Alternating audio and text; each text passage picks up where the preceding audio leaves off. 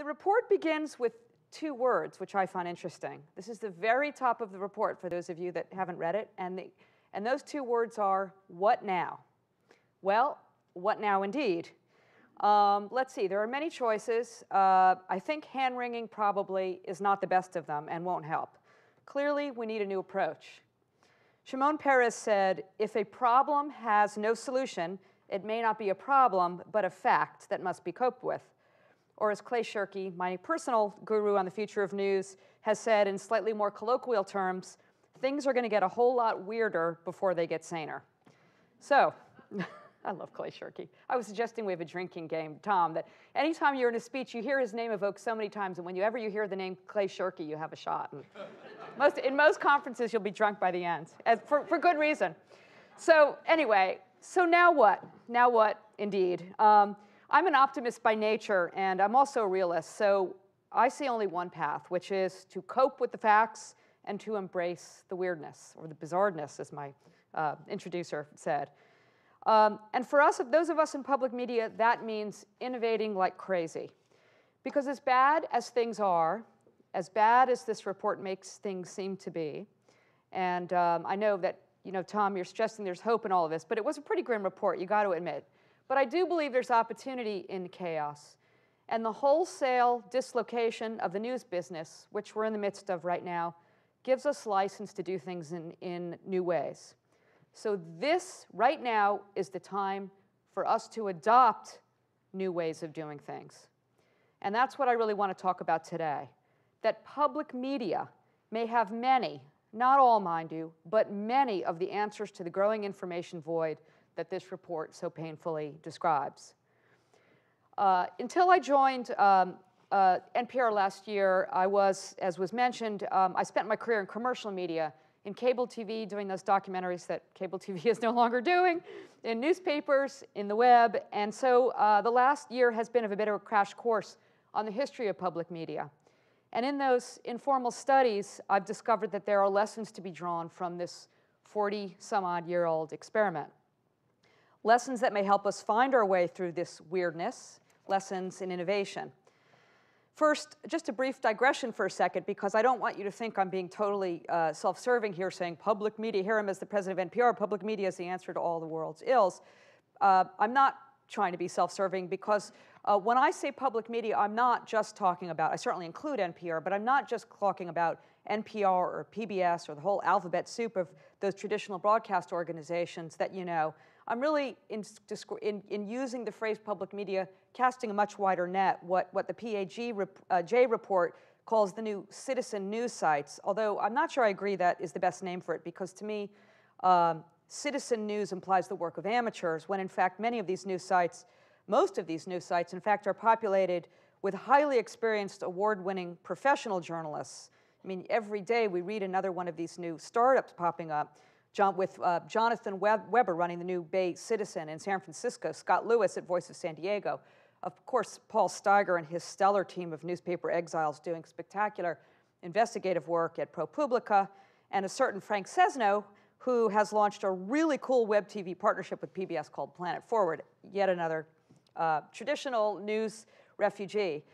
And by the way, some of them are people who lost their jobs, but many of them are people who leapt from commercial media into public media. So many of the best and brightest are now in public media. How did that happen? Alan Mutter thinks he has the answer. When tongue firmly in cheek, he blamed the commercial news organizations who fired those journalists and, quote, turned them loose to start so many blogs. They should have executed them, he said. They wouldn't have had competition, but they foolishly let them out alive. I love that. But even at NPR, a company that started as radio, which is about as old-fashioned a word as you can find in this digital age, we're the only legacy media organization. And by the way, don't you love the term legacy media organization? Because not too long ago, it was old media organization that is experienced, but we are the only old media organization that has experienced audience growth in broadcast.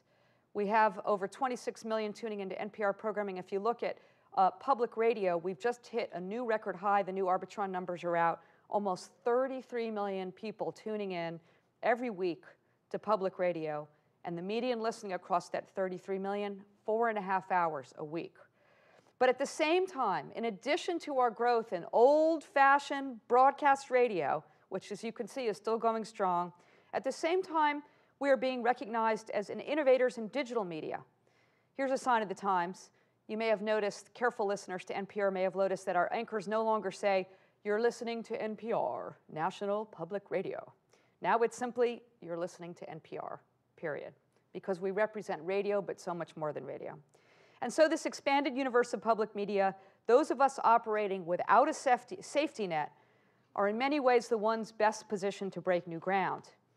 We're unencumbered by nostalgia for once lucrative business models that our friends in newspapers and commercial broadcast enjoyed for so many years. And I think that's part of our innovation, but there's more to it than that. So why is public media so vital? Why will public media be even more vital? Well, first let's take a look back. In the late 60s, a little history lesson in public broadcasting now, in the late 60s, the high costs associated with TV and radio were driving commercial broadcasters away from public service. And so CPB and public broadcasting were established in large part to fill that gap.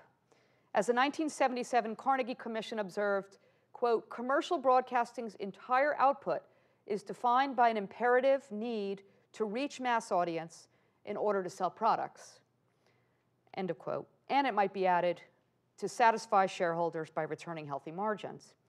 This is not to denigrate the role of commercial media. I come from commercial media, so my best friends are still in commercial media. But in those early years, and in fact in those early years, the news operations of the big three commercial broadcasters were still far deeper and more expert than anything public broadcasting would offer for years to come. But there is no question that a certain kind of content was more likely to flourish in a commercial environment, and that those might not fully satisfy the news and information needs of a diverse nation. So fast forward to today. Sure, we've been spent all afternoon talking about technology, and technology, no question, as we've seen evidenced here today, has lowered the bar to entry and dramatically reduced costs. So you might say, well, if everyone can now be a publisher, if everyone is a potential publisher, why the need for public support of news?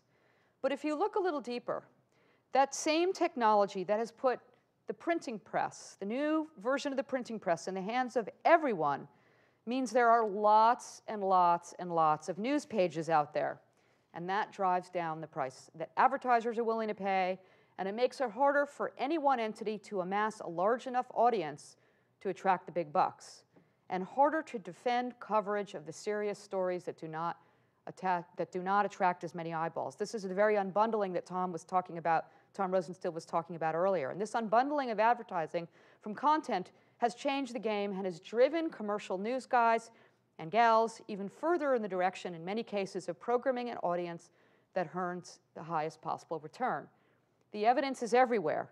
Just look at the opinion mongering that blankets much of cable news, or the decision of newspaper companies like Bilo and Gannett to install general managers over news operations so the content they produce can be even more closely aligned with the needs of advertisers.